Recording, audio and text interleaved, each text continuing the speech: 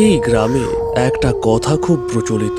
শীতের রাতে যদি কেউ নির্জন আমবাগানে আগুন জ্বালায়, তাহলে নাকি কেউ একজন কুয়াশার আড়াল থেকে ধীরে ধীরে এগিয়ে আসে। সে মানুষ নয়, সে শুধু চায় একটু আগুনের উষ্ণতা, কিন্তু আগুন না পেলে সে কেড়ে নেয় রক্তের উষ্ণতা। খুব শীত লাগছে। ওরে বাবারে, ভূত ভূত, পালা পালা। আজ এক গভীর শীতের সন্ধ্যা। সূর্য ডুব দেওয়ার পর থেকেই চারদিকে এমন গাঢ় অন্ধকার নেমে এসেছে যে মনে হচ্ছে সময় যেন থমকে গেছে। শীতের সন্ধ্যা যেন আরো মায়াবী হয়ে এসেছে। মাঠ জুড়ে এখন শুধুই ঘন কুয়াশার রাজত্ব, যেন প্রকৃতি এক রহস্যের চাদর টেনে দিয়েছে। বাঁশঝাড় থেকে গলে আসা হাওয়ার অদ্ভুত ফিসফিসানি মিশে যাচ্ছে সেই নীরবতায়। আর অনেক দূরে সেই আবছা অন্ধকারে জোনাকির মৃদু আলো যেন পথ হারানো তারার মতো মিটমিট করছে। আজ আমরা তিন বন্ধু অনেক দিন পর একত্রিত হয়েছি। কর্মব্যস্ততার কারণে সেভাবে ঠিক আর জমিয়ে আড্ডা দেওয়া হয় না। আজ রবিবার, তাই ভাবলাম সন্ধেবেলায় সবাই মিলে মাঠে বসে একটু আগুন জ্বালিয়ে আগুন পোহানো যাবে। তাই এখন আমরা আমবাগানের মাঠে যাচ্ছি, আর সঙ্গে নিয়ে নিয়েছি ফ্লাস্ক ভর্তি গরম গরম নলেন গুড়ের চা ও মাটির ভাঁড়।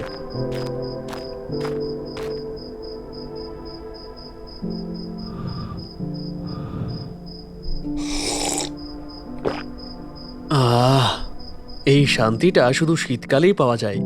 চারপাশে এই অদ্ভুত নীরবতা, সঙ্গে মাটির ভাঁড়ে নলেন গুড়ের চা। সারাদিনের ক্লান্তি শেষে শীতের সন্ধ্যায় এইভাবে আগুনের পাশে বসে থাকা একটা আলাদাই অনুভূতি। একদম ঠিক বলেছিস ভাই। কর্মসূত্রে সারাদিন শহরে এত শব্দ, এত ব্যস্ততা, সারাদিনের ক্লান্তি যেন এখানে এসে বসলেই শান্তিতে রূপান্তরিত হয়। তা যা বলেছিস, শান্তি তো শুধু এখানেই।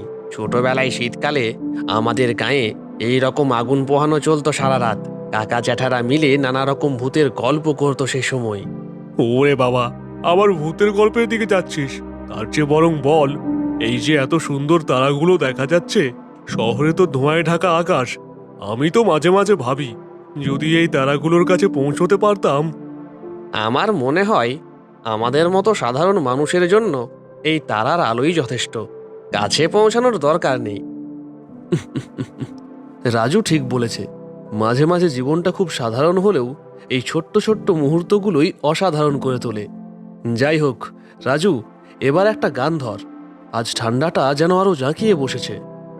অবশ্যই অবশ্যই, ধর একটা গান ধর, জমিয়ে দে আজকের এই শীতের সন্ধ্যাটা। আচ্ছা ঠিক আছে ঠিক আছে, একটা গান গাইছি তবে। আমার খুব শীত লাগছে। ঠান্ডায় আমি খুব কষ্ট পাচ্ছি গো। রাজু গান ধরতে যাবে, ঠিক সেই মুহূর্তেই আমাদের কানে ভেসে এলো এক মায়াবী কণ্ঠ। কিরে, তোরা কি কিছু শুনলি? হুম, একটু ভয়ঙ্কর, কিন্তু খুব মায়াবী লাগলো কণ্ঠস্বরটা। আমার মনে হচ্ছে এইখানে বেশিক্ষণ থাকাটা ঠিক হবে না। চল বাড়ি ফিরে যাই। আরে ভিতুর ডিম কোথাকার, হয়তো কণ্ঠস্বরটা পাশের গ্রাম থেকে ভেসে এসেছে। হতেও তো পারে এটি কোনো মানুষের আর্তনাদ, যে এই তীব্র শীতে খুব কষ্ট পাচ্ছে। একে চারিদিক নিস্তব্ধ, তাই অনেক দূরের আওয়াজও শুনতে পাওয়া যায়। তীব্র শীতে আমি খুবই কষ্ট পাচ্ছি। ওই দেখ, আবারও শোনা গেল সেই মায়াবী কণ্ঠস্বর। যেন মনে হচ্ছে ওই বাঁশঝাড়ের ওপার থেকেই কণ্ঠস্বরটি ভেসে আসছে। ভাই, তোরা সব এখনই এখান থেকে বাড়ির দিকে চল। আমার না ব্যাপারটা ঠিক ভালো মনে হচ্ছে না রে।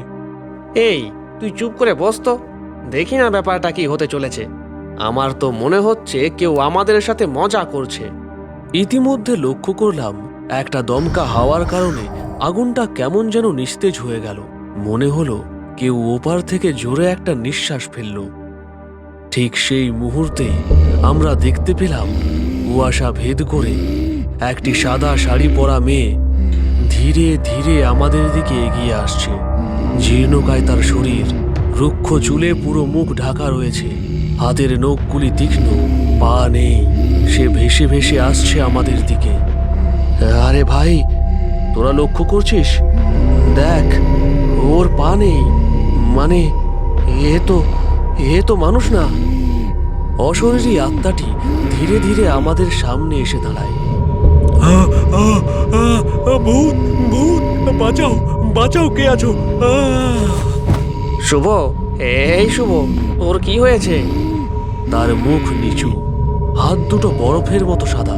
হঠাৎ বাতাসের ঝাপটা লাগে, আগুন নিভে যায়, চারিদিক অন্ধকার। অশরীরী আত্মাটি খুব মায়াবী কণ্ঠে আমাদের উদ্দেশ্যে বলল, তীব্র শীতে আমি খুব কষ্ট পাচ্ছি, তাই তোমাদের কাছে চলে এলাম একটু আগুন পোয়াতে।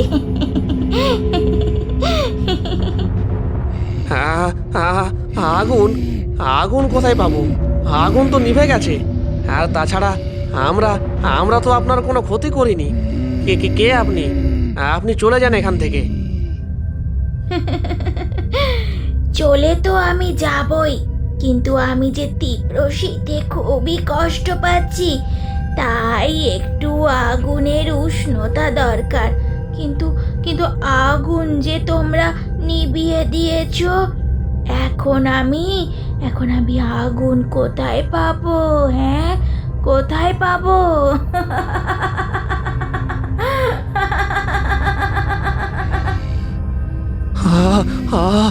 আগুন আগুন তো দমকা হাওয়ায় নিজে থেকেই নিভে গেল। এখন এখন আমরা আপনাকে আগুন কোথা থেকে দিই? এই তীব্র শীতে যদি একটু আগুনের উষ্ণতা না পাই, তাহলে আমি আমার তীক্ষ্ণ নখ দিয়ে তোমাদের গলা টিপে ধরবো, এবং তোমাদের গরম রক্ত আমার দেহের উষ্ণতা মেটাবে, আমার দেহের উষ্ণতা মেটাবে।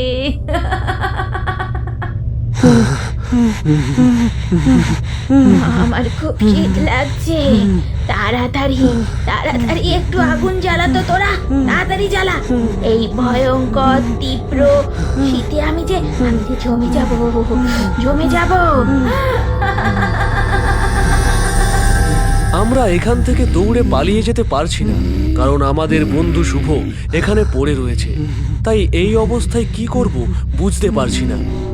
এবার আমার তীক্ষ্ণ ধারালো নখ দিয়ে তোদের গলা টিপে ধরে তোদের রক্ত বের করে খাবো। সে তার লম্বা হাত আমাদের দিকে বাড়িয়ে দেয়। আমরা ভয়ে কাঠ হয়ে গেছি, কি করব কিচ্ছু বুঝতে পারছি না। ঠিক সেই মুহূর্তে আমাদের পাড়ার হারান কাকা সেখানে এসে উপস্থিত হয় এবং পরিস্থিতি বুঝতে পেরে কিছুটা কাঠখড় জ্বালিয়ে দেয়। ওই দেখ, তোর জন্য আগুন জ্বালিয়ে দিয়েছি, যা ওখান থেকে আগুনের উষ্ণতা নিয়ে চলে যা। নিমেষের মধ্যেই সেই ভয়ঙ্কর অশরীরী পাশে থাকা আগুনের কুণ্ডলীর মধ্যে হাত বাড়িয়ে আগুনের উষ্ণতা নিতে থাকে আর বলতে থাকে, এবার শান্তি পেলাম, খুব শান্তি, খুব শান্তি।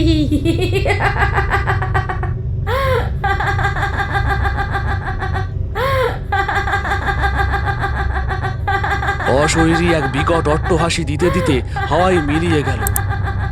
এরপর হারান কাকা গম্ভীর গলায় আমাদের উদ্দেশ্যে বললেন, কি রে, তোরা সবাই ঠিক আছিস তো? আমি খুব হাঁপাতে হাঁপাতে উত্তর দিলাম, হ্যাঁ কাকা, আমরা ঠিক আছি, কিন্তু শুভ তো জ্ঞান হারিয়েছে। চিন্তার কোনো কারণ নেই রে, ও ভয় পেয়ে অজ্ঞান হয়েছে, এখনই জ্ঞান ফিরে যাবে হয়তো। আজ একে অমাবস্যার রাত, তারপরে নির্জন বাগানে তোরা আগুন পোহাতে এসেছিস। আমি যাচ্ছিলাম এই রাস্তা দিয়ে, তখনই ওই মায়াবী অট্টহাসি শুনতে পাই, আর বুঝতে পারি আবার কেউ বিপদে পড়েছে, তাই চলে এলাম তোদের কাছে। ইতিমধ্যে শুভর জ্ঞান ফিরল। জ্ঞান ফিরতেই সে বলল, বাঁচাও বাঁচাও, ভূত ভূত, আমাকে বাঁচাও, কে কোথায় আছো? আমাকে বাঁচাও। ভূত আর এখানে নেই রে শুভ, সে চলে গেছে। আজ হারান কাকা যদি ঠিক সময় এখানে এসে না পৌঁছাতো, তাহলে হয়তো ওই প্রেতাত্মা আমাদের বড়সড় কোনো ক্ষতি করে দিত। আসলে ওর নাম লাবণ্য। 15 বছর আগে এখানে একটা বাড়ি ছিল। ওই বাড়িতে লাবণ্য এবং তার পরিবার বসবাস করত। একদিন তীব্র শীতের সন্ধ্যায় অন্ধকারের মধ্যে কুয়োতে জল আনতে গিয়ে দেখতে না পেয়ে হোঁচট খেয়ে পড়ে যায় কুয়োর মধ্যে। সেই সময় বাড়িতে কেউ ছিল না, তাই তীব্র ঠান্ডায় কুয়োর জলে পড়ে তার মৃত্যু হয়। তারপর থেকে শীতের রাতে এখানে যদি কাউকে আগুন জ্বালাতে দেখে, তখন তার আত্মা আবার প্রকট হয় একটু আগুনের উষ্ণতা পাওয়ার জন্য। যাই হোক, এই রাত বিরেতে নির্জন আমবাগানে বসিস নে, বুঝলি? দরকার হলে পাড়ার মধ্যে কোথাও একটা আগুন জ্বালিয়ে বসবি।